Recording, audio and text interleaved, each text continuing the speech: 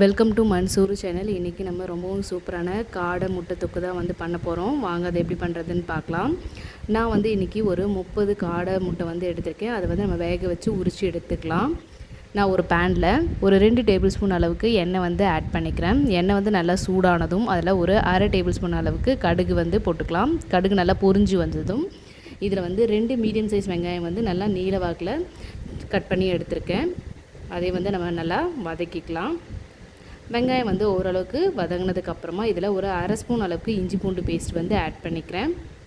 Add பண்ணிவிட்டு அதையும் வந்து நம்ம நல்லா வதக்கி விட்டுடலாம். இஞ்சி பூண்டு பேஸ்ட்டோட பச்சை வாசனை போனதும் இதில் ஒரு மீடியம் சைஸ் தக்காளியை வந்து நான் கட் பண்ணி ஆட் பண்ணுறேன். அதையும் வந்து ஆட் பண்ணி விட்டுட்டு நல்லா வதக்கி விடுங்க.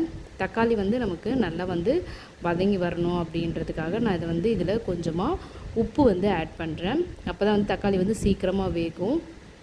ஆட் பண்ணிவிட்டு நல்லா மிக்ஸ் பண்ணி விட்டுறலாம்.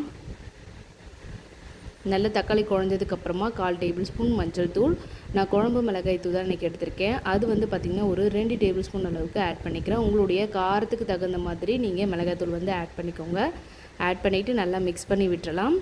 நம்மளுடைய மிளகாய் தூளோட பச்சை வாசனை போகிற வரைக்கும் நல்லா வந்து வதக்கி விட்டுருங்க. நல்லா நமக்கு இந்த அளவுக்கு வதங்கி வரணும். இந்த அளவுக்கு வதங்கினதுக்கப்புறமா இதில் ஒரு அரை கிளாஸ் அளவுக்கு நான் வந்து தண்ணி வந்து ஆட் பண்ணிக்கிறேன். ஏன்னா வந்து நம்மளுக்கு கொஞ்சம் நல்லா செமி தொக்காக வரணும் அப்படின்றதுனால அதில் ஒரு அரை கிளாஸ் அளவுக்கு தண்ணி ஆட் பண்ணிவிட்டு எண்ணெய் வந்து நல்லா இது மாதிரி பிரிஞ்சு வரும்போது நான் உரித்து வச்சுருக்கேன் காடை முட்டை வந்து ஆட் பண்ணிக்கிறேன். ஆட் பண்ணிவிட்டு இதை நம்ம நல்லா மிக்ஸ் பண்ணி விட்டுறலாம்.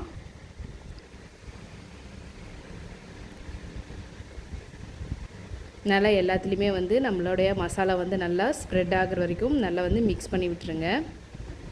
மிக்ஸ் பண்ணிவிட்டு ஒரு 1 செகண்ட் கழித்து இதில் ஃபைனலாக வந்து நம்ம கருவேப்பிலையை வந்து ஆட் பண்ணிக்கலாம். கருவேப்பிலை ஃபைனலாக ஆட் பண்ணும்போது நம்மளுக்கு ரொம்பவுமே டேஸ்ட்டாக இருக்கும். நல்லா வந்து மிக்ஸ் பண்ணி விட்டுருங்க. பாருங்கள், நம்மளுடைய காடை முட்டை வந்து எந்த அளவுக்கு சூப்பராக வந்திருக்கு. இது வந்து நீங்கள் சின்ன குழந்தைங்களுக்கு நார்மலாக முட்டை கொடுக்கும்போது காடை முட்டை கொடுக்கும்போது ரொம்பவுமே டேஸ்ட்டாக இருக்கும். இதை நீங்களும் உங்கள் வீட்டில் ட்ரை பண்ணி பாருங்கள். கிட்ஸ் எல்லாம் வந்து ரொம்ப விரும்பி சாப்பிடுவாங்க. இந்த ரெசிபி உங்களுக்கு பிடிச்சிருந்ததுன்னா உங்கள் ஃப்ரெண்ட்ஸ்க்கு ஷேர் பண்ணுங்கள். தேங்க்யூ.